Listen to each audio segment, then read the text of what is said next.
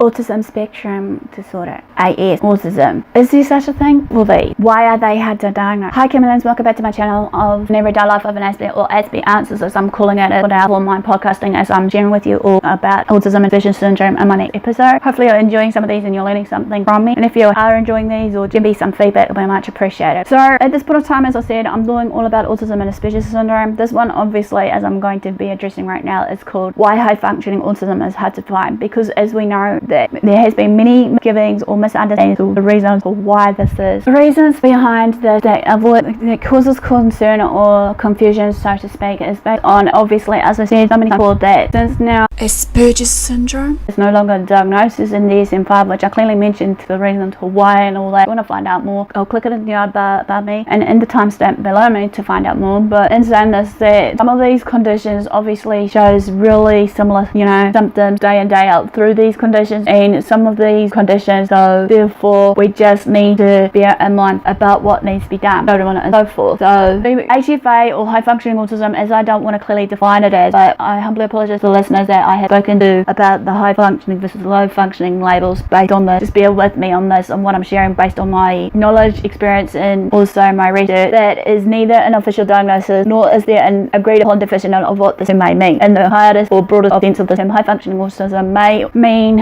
any of the following that I am going to describe. A person with relatively mild symptoms which, despite their minors, are significant enough to merit an autism spectrum diagnosis. Who is a person with autism whose IQ is higher than 70, so to speak. A person with autism is successfully navigating a typical school or work environment. 4. A person who is able to mark symptoms of autism successfully, so they have an inspected ways and past or neurotypical. A person at one point had an Asperger's syndrome diagnosis. Adding to the confusion and misunderstandings, however, it is a well-known fact that many people with autism may be bright and accomplished, yet they have severe symptoms such as anxiety and sensory dysfunction that significantly impact their day-to-day living. Until recently, of 2013, as I mentioned so many times before, there has been a DSM-5 manual that has been published, and that obviously, as I said, that term Asperger's syndrome has been diminished. Even though now, basically, many people who might be said to have high functioning autism, though, were diagnosed with either Asperger's syndrome or PDD, as a form of it, and that therefore, before was demolished, so to speak, that from 2006, that diagnosis was held true.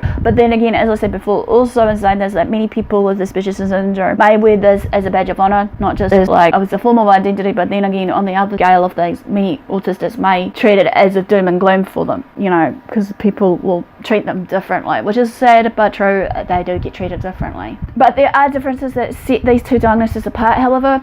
Asperger's syndrome was a distinct diagnosis which described a person of average or higher than average intelligence and appropriate age language skills, who also has significant social and communication challenges. PDD was a catch-all diagnosis, however, as I said, and now that has been not being used often, but this is often been understood to mean the same thing as high-functioning autistic. It's really incorporated individuals at all functional levels whose symptoms don't fully correlate with classical autism. Perhaps more significantly, people with Asperger's syndrome who seem to share certain personal characteristics that aren't shared by all with their high IQs and autism, for example, or symptom of AS, but not one shared by everyone who might be described as high-functioning autistic. As of 2013, with the publication of the DSM-5, however, neither NOS or Asperger's syndrome is an official diagnostic category in the United States alone.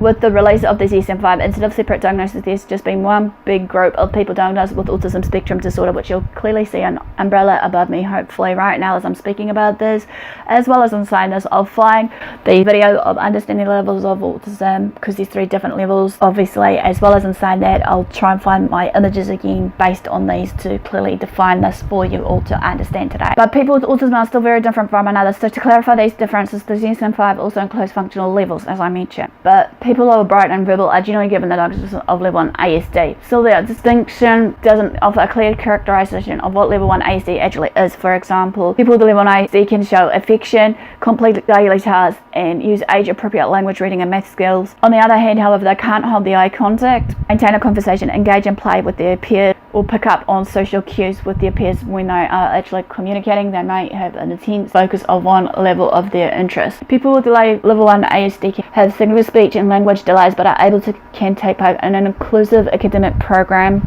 because of their age-appropriate academic skills. People with level 1 ASD can have relatively mild speech and social delays but have severe sensory issues which make it impossible for them to take part in an inclusive academic program. People with level 1 ASD can have severe anxiety, learning disabilities and sensory challenges but have age-appropriate speech and exceptional abilities in music or other form of math and engineering or some other related things, but not all autistics will be like that. Every autistic will have their strengths and weaknesses as well as their ability of comprehension and understanding.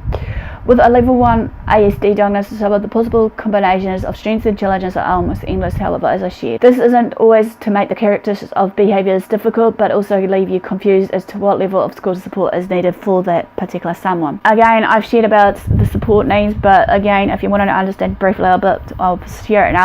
Well, for people with high functioning autism may need help with using toilet or basic hygiene. They may very well be good at or need a good deal of support in other settings or environmental need. For example, a very bright individual with severe sensory issues, anxiety and perseveration might actually have a more difficult time in the workplace than a less intelligent individual with less anxiety and fewer sensory issues. What's more, a low functioning individual might spend most of his day in a supported setting where the possibility of dangerous interactions is almost zero. Meanwhile, the high functioning individual may need to navigate a world full of complex and hazardous situations. What's more, a low functioning individual might spend most of his or her day in a supported setting where the possibility of dangerous interactions navigate a world full of complex and hazardous situations.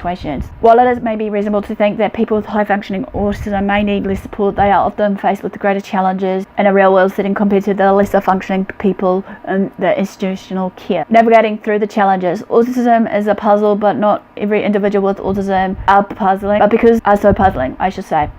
But because of the ever-changing definitions of the term of autism we cannot come to a final conclusion of what it really means. Not only of the definitions are changing over time, but also of the social expectations that make high functioning autism so challenging. In the past, face-to-face communication was the key to personal success. Today, many people's social challenges are more than capable of interacting with others online, making friends through social media, and even holding down a job at a distance. Some businesses like Google are hiring high functioning autistic people, as well as also not just Google but Microsoft and other places because of their unique ability, while others can't imagine hiring a person with compromised social skills. So again, in saying this, when it comes down to people with autism, be it on the high level to the low level, that we should be able to be treated fairly, because I feel that sometimes we are still being stigmatized and stereotyped about our, traits, characteristics and so on and so forth. Just get to know us as an autistic and you'll see that we should be able to help you. If this leaves you feeling that the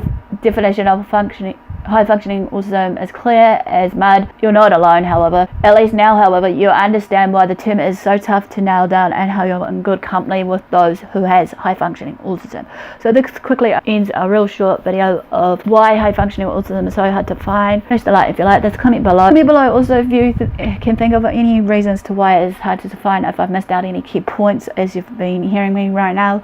No further ado, guys. Thanks for support. Thanks for watching. Do what you love what you do. Until next. Also, where to find me? Spotify obviously is Aspie Answers, which is capital A, capital A. Patreon is my crowdfunding page right now. You can find me on patreon.com, Aspie Answers, basically. And for those of you who don't know what Patreon is, today, for those who are listening that are new, I have this set up for funding for future projects like this one of my podcast versus my merch that I've been designing, which I'll share more briefly soon about my merch update, or even in this podcast right now as I'm addressing this to you guys, is that it's like a crowdfunding page or funding page for creators like me, or content creators, music creators, whoever it may be that's seeking out funding to support themselves in a way of, maybe say they need extra equipment for their cameras versus maybe their radio equipment if they were doing something similar like I am doing today, or covering their rent, travel costs, what have you. And in saying this, also basically for the merch, you'll see me basically maybe wearing it once in a while on my YouTube channel, as well as maybe, out and about in public. And so in saying this, my merch site is spreadshirt.com, life-of-and-Aspie. Feel free to become a Patreon to support this future project, as well as many others that is in the works as of this time. Feel free to donate, big or small, with me in this journey of it. And also my merch obviously will cover the cost for this as well. So I'll catch you all again on the other side. Aspie signing out for now, and bye.